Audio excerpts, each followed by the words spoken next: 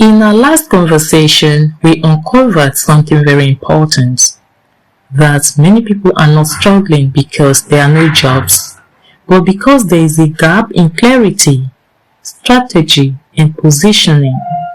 Today we're going deeper into something even more fundamental, because before strategy works, before positioning makes sense, you must first understand your value. And the truth is, many people are working into opportunities. They are sitting in interviews. They are even working in organizations without fully understanding what they actually bring to the table. And when you don't understand your value, you begin to doubt yourself. You begin to accept less than you deserve. You begin to stay silent when you should speak, or even miss opportunities that are actually meant for you. So today, we are going to slow this down and rebuild your understanding of who you are professionally. We'll be treating this under segments, and for segment 1, we really need to understand what value means. Let's simplify this in a way you will never forget. Your value is not your certificate. Your value is not your job title. Your value is not even how long you have worked. Your value is simply your ability to solve problems and create results. That is what the world pays for. Let me explain this carefully. Every organization, every business, every employer is dealing with a problem. They need more customers. They need better organization. They need clearer communication. They need efficiency. And they are constantly asking, who can help us solve this? When you show up and say, I studied economics, that is information. But when you say, I can analyze data and help businesses make better financial decisions, that becomes value. So, value is not what you have. It is what you can do with what you have. And until you shift your thinking to that level, you continue to feel overlooked. Now let's quickly move to segment 2. Why many people don't see their value. Now let's be very honest, because this is where many people get stuck emotionally. Most people are not empty, they are just unaware. And so, why people don't see their value can come under various topics. For one, constant comparison.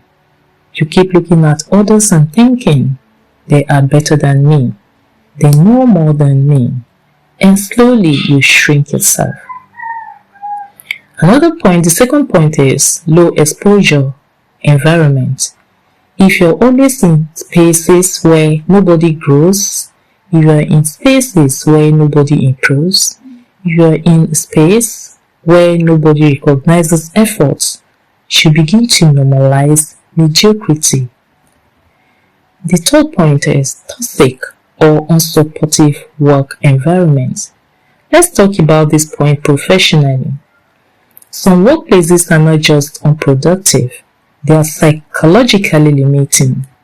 These environments may include destructive internal competition, where colleagues compete in unhealthy ways rather than collaborate.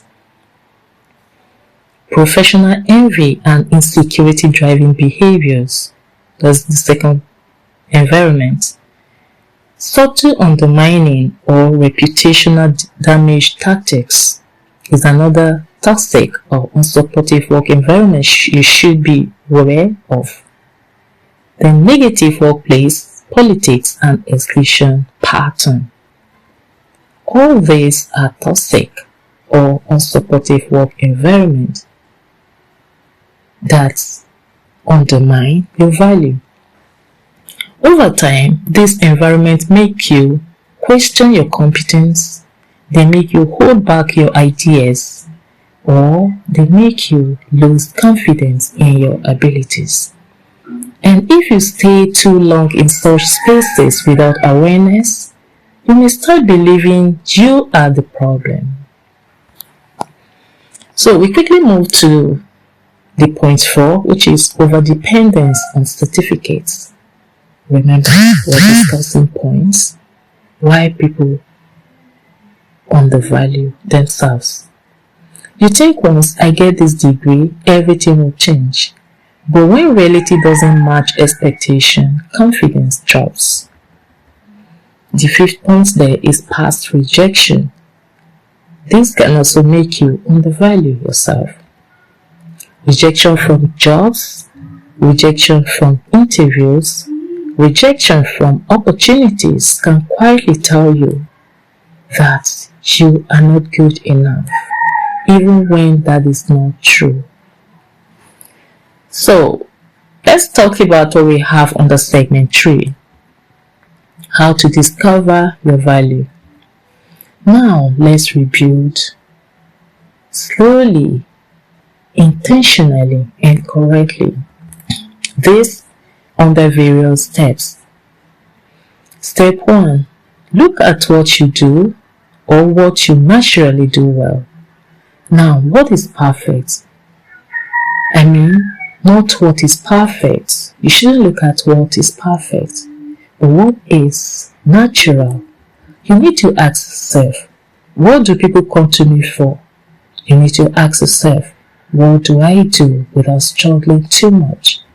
Example, maybe you explain things clearly. Maybe you organize people better. Maybe you help others understand. That is not small, that is your value. Under step 2, you need to examine your past impact. Even small things count. You need to examine this. Did you help a friend understand the topic? Did you assist in organizing an event? Did you solve a small problem? That is evidence of your value. Under step 3, you have to translate all this into professional language. This is where transformation happens. Instead of saying, I just help people sometimes, you need to say, I help individuals understand complex ideas in simple ways. Now you sound like a professional. Let's look at this practical formula that you need to adopt. First, you talk about yourself, what you do, talk about your subject, you talk about the things you do, and then your method. The format goes like this. I help dash. That is where your subject should come in. To achieve dash. Achieve what? By, and then you mention your method. Example, I help students improve understanding by simplifying complex topics. Repeat this until it feels natural, because confidence grows with clarity. We quickly move to discuss what we have for you under segment 4.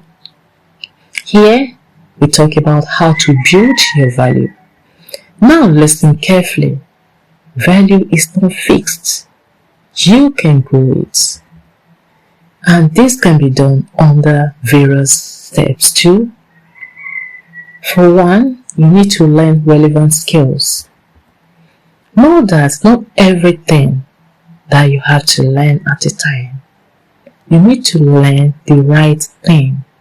Skills that solve real problems. Step 2, you have to practice consistently. Knowledge without practice is noise. Skills grows through repetition. Step 3, you need to apply real situations.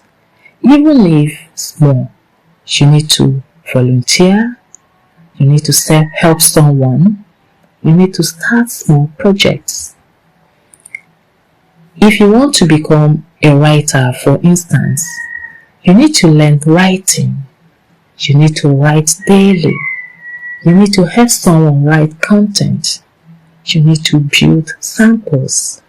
That is how value becomes visible. And then we move to discuss what we have for you under segment 5. Signs you are undervaluing yourself. We mentioned that earlier, but we'll do more under this segment. Let's check honestly. You may be undervaluing yourself if you struggle to explain what you do.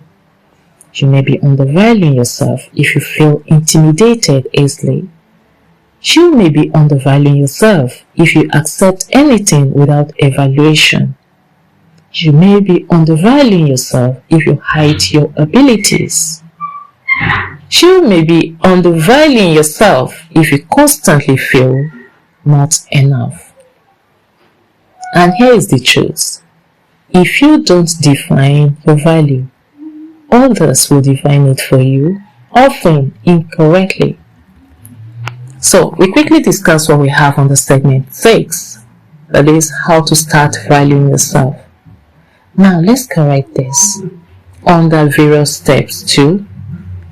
And then for step 1, you need to acknowledge what you can do. Stop ignoring your strengths. Step 2, you need to speak differently about yourself. Use structured language. Step 3, you need to change your environment when necessary. Growth needs the right space.